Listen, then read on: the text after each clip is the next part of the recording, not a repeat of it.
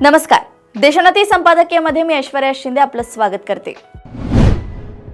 एक देश एक निवडणुकी संदर्भातील विधेयक 17 डिसेंबर रोजी लोकसभेत पारित झाले. हे विधेयक लवकरच राज्यसभेत मांडलं जाणार आहे.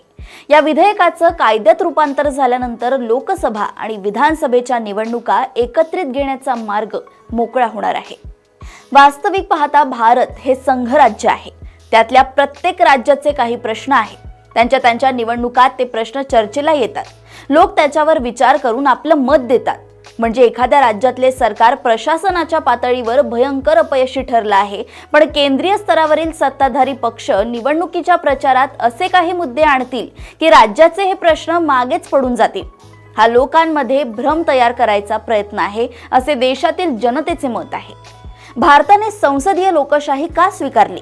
या देशात साम्राज्य उदयाला यायच्या आधी लिच्छवी आणि इतर जनपद ही भारताच्या लोकशाहीचा तत्कालीन फॉर्म होती.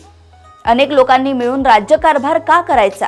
तर इथले जे लोक सामाजिक सांस्कृतिक घटक आहेत त्यांना निर्णय प्रक्रियेत स्थान मिळून त्यांचेही हितसंबंध आणि आयडेंटिटी जपली जाईल.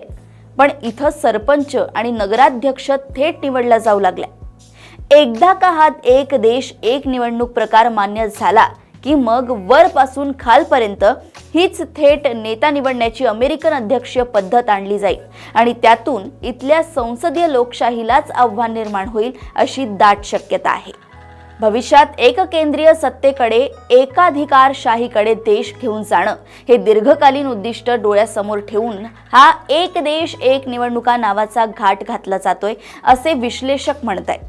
दिसायला चमकदार पण प्रत्यक्षात भयंकर परिणाम होऊ शकतील असा हा डाव आहे, असा आरोप विरोधक करतायत. इथली संघराज्य व्यवस्था वाचवण्यासाठी विरोधक आता गाव पातळीपासून ते देश पातळीपर्यंत काय कार्यक्रम आखतात हे पाहणे औत्सुक्याचे ठरणार आहे. अशाच राजकीय घडामोडी व अपडेट सोबत पुन्हा भेटूया देशोन्नती संपादकीयमध्ये. बघत रहा देशोन्नती. नमस्कार. ठळक घडामोडींसाठी देशोन्नती न्यूज चॅनलला सबस्क्राईब करा आणि बेल आयकॉन प्रेस करा.